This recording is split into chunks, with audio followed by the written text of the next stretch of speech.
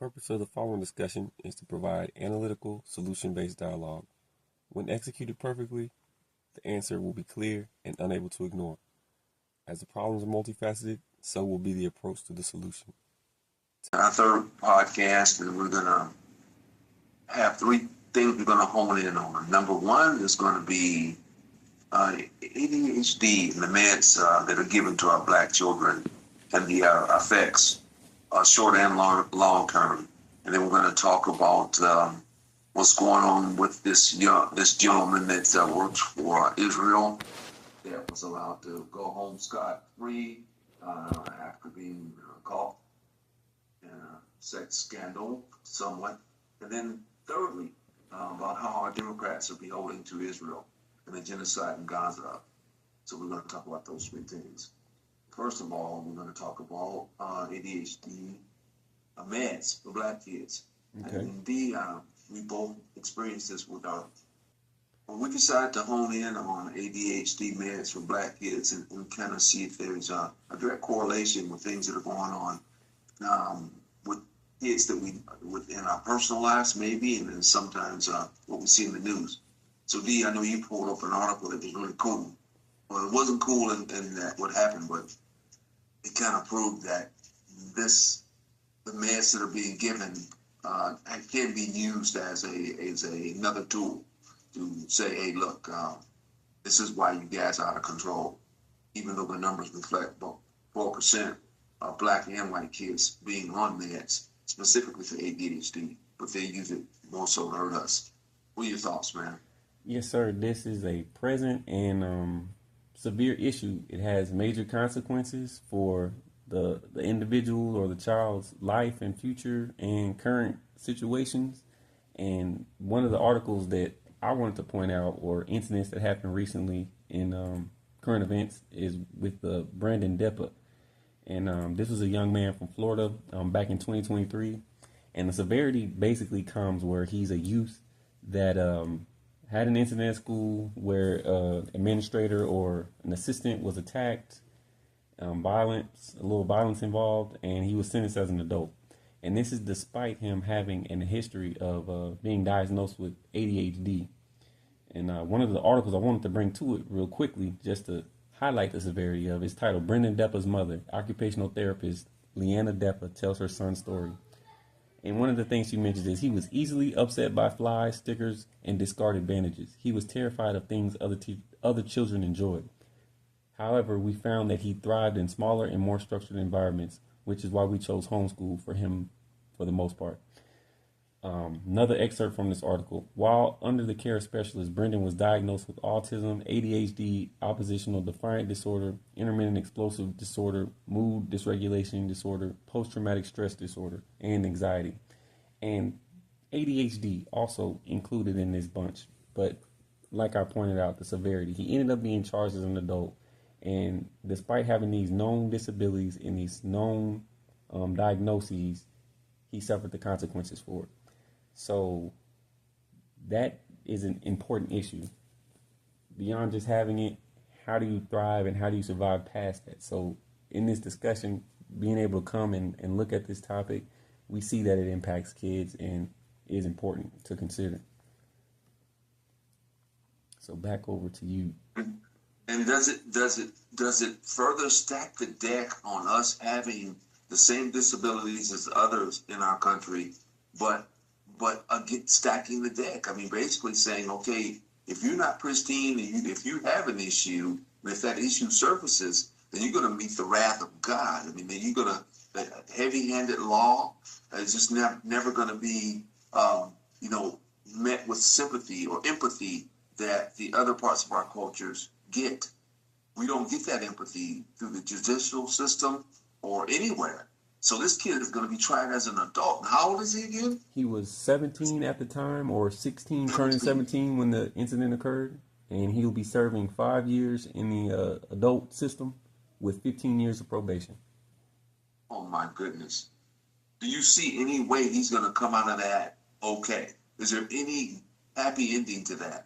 I'd say no happy ending to it. And it seemed like even his current state prior to that wasn't one if you read the article of one where they were trying to have an happy ending, because to have diagnosed disabilities, technical diagnoses, and still have this outcome to where this can occur, and then still not have those things considered in the outcome of your event, didn't seem like there was a planned bright future for him. Wow. Wow. That's not, it's not shocking, but it's just amazing how it's in your face now. It's all in your face. It's the balances of justice just aren't balanced. They don't balance out. It's amazing. Not at all. Because The tools and resources. yes, and when we think about all the active or the shooters that are going on, all of those cases of those shootings involve kids for the most part that have had histories. They've had mental care situations in their lives and allowed to live somewhat normal lives, and despite all the red flags and the yellow flags, but they are sold guns and they do what they do.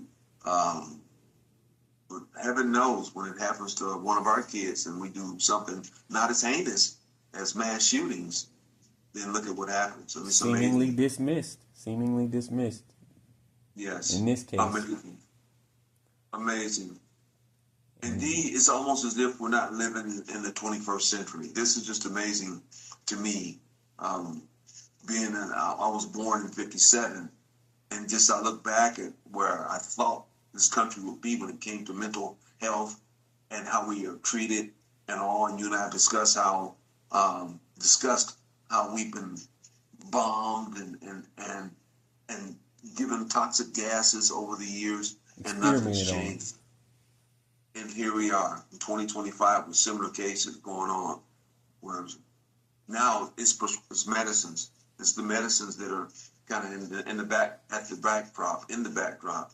Yep. It's just amazing. And that would be another point to this. So you have the natural or the genetic causes or factors towards this, and then we have the environmental, medical, prescription causes and sources of this. And that was another article that I had come across where it was titled Red Dye 40 and ADHD, where it says research in both animals and humans has shown synthetic color additives such as red dye 40 have links to ADHD symptoms and other neural behavioral conditions. In 2011, wow. Trusted Source, the FDA said that synthetic color additives had no adverse effects.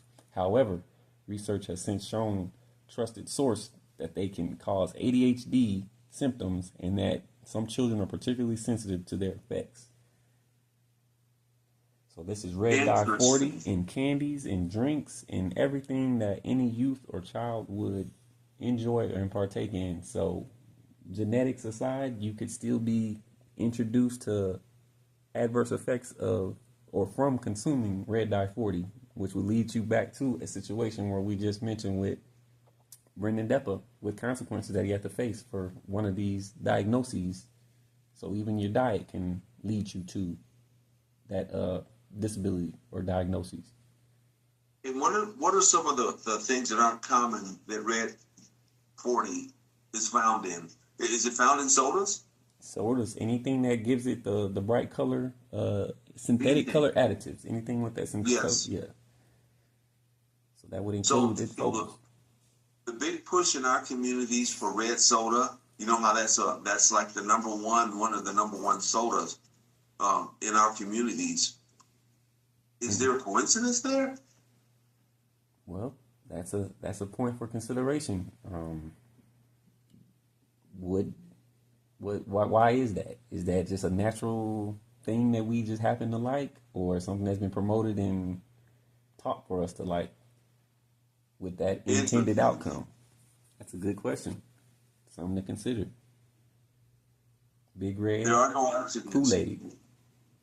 Kool-Aid. Yes. When